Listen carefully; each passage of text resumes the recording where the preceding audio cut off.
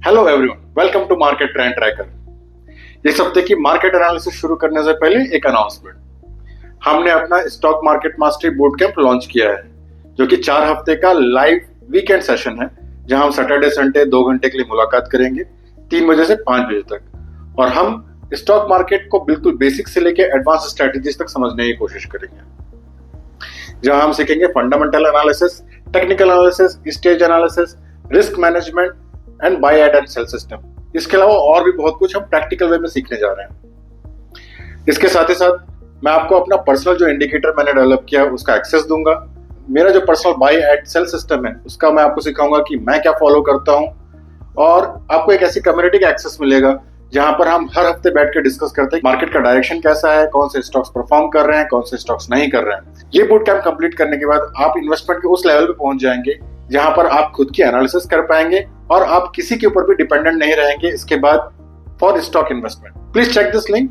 हम ये सेशन शुरू कर रहे हैं 3 मई से, जो 1 महीने चलेगा। Seats are filling fast, book your slot now. Now let's jump to our weekly analysis. इस अप्रैल के महीने में हमने बहुत वॉलेटिलिटी देखी, स्टार्टिंग विद टैरिफ अनाउंसमेंट, और जिस तरह से पूरे वर्ल्ड ने रिटेलिएट किया इस टैरिफ का, और उसकी वजह से यूएसए को अपना टैरिफ सस्पेंड करना पड़ा है फिलहाल कुछ दिनों के लिए। चाइना जिस तरह से एक्ट कर रहा है अगेंस्ट दिस टैरिफ, पूरा ग्लोबल इकोनॉमी जिस तरह से इसको डिफेंड करने की कोशिश कर रहा है, अपने आप को प्रोटेक्ट करने की कोशिश कर रहा है, तो मार्केट बहुत वोलेटाइल रहा। लेकिन इस बीच में सबसे अच्छी चीज ये रही कि इंडियन इकोनॉमी ने बेहतर परफॉर्म किया। पूरा वर्ल्ड इकोनॉमी इस पूरे 1 अप्रैल से लेकर अभी तक के पीरियड में, नास्डैक और निक्की को छोड़ दिया जाए तो बाकी सारे मेजर इंडाइसेस नेगेटिव में ही रहे। सबसे खराब परफॉर्म करने वालों में थे डॉ जोन्स इंडेक्स और चाइना के 2 मेजर इंडेक्स। अदरवाइज बाकी सारी इकोनॉमी ठीक करती हुई दिखी। उसमें सबसे अच्छा परफॉर्म किया है इंडियन इंडाइसेस ने। लेकिन लास्ट फ्राइडे हमने एक शार्प फॉल देखा because of the Pahalgam attack from terrorist.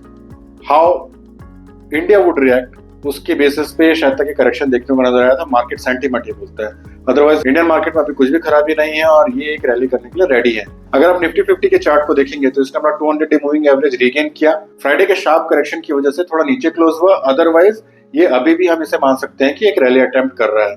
अगर ये लेवल 24,800 के ऊपर चला जाता है आने वाले दिनों में, तो ये बिल्कुल हम बोल सकते हैं कि एक 27,000 28,000 के लेवल को टच करने जाएगा। निफ्टी 50 के जैसे Nifty total market, Nifty 500, Nifty mid cap, small cap और माइक्रो कैप ने भी दिखाया। हाउएवर निफ्टी 50 ऐसा है जिसने अपना 200 डे मूविंग एवरेज अभी रीगेन किया है।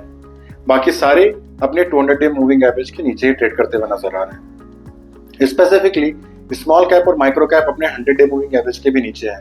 सो while taking position in any stock, you have to be very careful if your stock falls under small cap or micro cap, क्योंकि वहां अभी भी 1-2 और करेक्शन आ सकते हैं आने वाले दिनों में। अगर हम सेक्टोरल इंडाइसेस की बात करें तो लगभग सारे इंडाइसेस में अच्छी इंप्रूवमेंट देखने को मिली, स्पेसिफिकली आईटी में जो पिछले हफ्ते रैली करता हुआ दिखाई दिया। अगर आप बेस्ट परफॉर्मेंस और वर्स्ट परफॉर्मिंग सेक्टर्स को देखने जाएंगे तो इस हफ्ते सबसे अच्छा करने वाले सेक्टर्स रहे हैं IT, auto, digital, pharma and realty.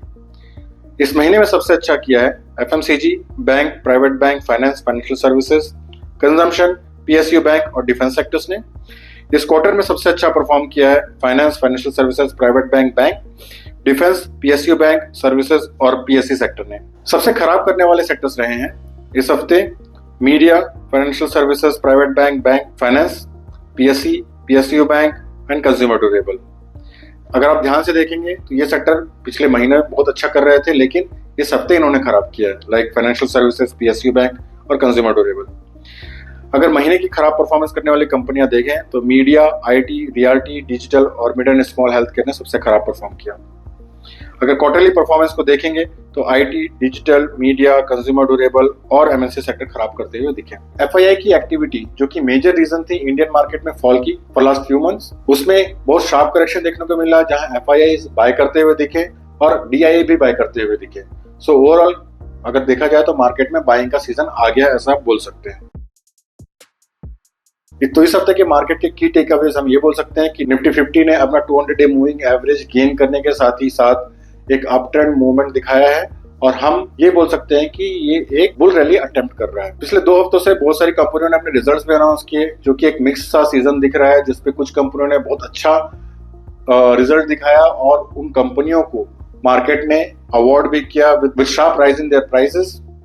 लेकिन कुछ कंपनियां जिन्होंने थोड़ा सा भी खराब रिजल्ट दिया है या अपने एक्सपेक्टेशन को मीट नहीं कर पाया है, उसे मार्केट ने पनिश किया है।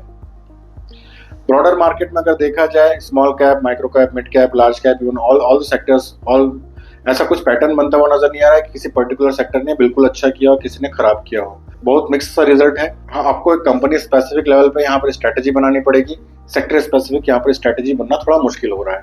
ये लिस्ट है उन कंपनियों की जिन्होंने इस हफ्ते ट्रेंड फॉर्मेशन करने में मदद करी, जिन्होंने परफॉर्म किया है इस हफ्ते, इस महीने और इस क्वार्टर में। इन कंपनियों की लिस्ट मैंने आपके आसानी के लिए डिस्क्रिप्शन बॉक्स में डाल दिया है, please check it. Please note that the name of this companies are for educational purpose only. Please do your own due diligence before making any investment. जो लिस्ट हमने देखी उसमें से कुछ इंटरेस्टिंग स्टॉक्स जो ब्रेकआउट करते हुए नजर आए, उनमें है सोलार इंडस्ट्रीज जो ब्रेकआउट कर रहा पिछले हफ्ते, बॉम्बे स्टॉक एक्सचेंज जिसने ब्रेकआउट दिया पिछले हफ्ते, टाटा कंज्यूमर ये करीब 3 हफ्ते पहले एक ब्रेकआउट करके दिखा चुका है और एक और दूसरे ब्रेकआउट लेवल की तरफ आगे बढ़ता हुआ दिखा। चोलामंडलम होल्डिंग्स ये ब्रेकआउट अटेम्प्ट की कोशिश कर रहा है, हो सकता है कि अगले 1-2 हफ्ते में इसे ब्रेकआउट देखने को मिलेगा। So this is the analysis for this week. अगर आपको एनालिसिस पसंद आता है तो please don't forget to hit like, subscribe and share buttons. And हाँ, साथ ही साथ आप हमारे कोर्स का वेबसाइट चेक कीजिए and if possible please attend that course. अगर आप स्टॉक मार्केट एनालिसिस में सेल्फ सफिशिएंट होना चाहते हैं तो this course is for you. Video को अंत तक देखने के लिए धन्यवाद। सी यू इन नेक्स्ट वीडियो।